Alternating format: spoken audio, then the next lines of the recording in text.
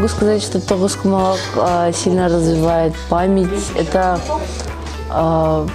похожая игра на шахматы и как бы помогает много в чем. Допустим, считать быстрее, думать, также помогает логике.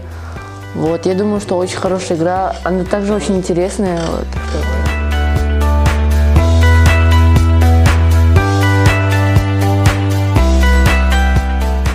Мы играли 2 недели на каждый день. Мы приходили в 4 и играли по 2 игры.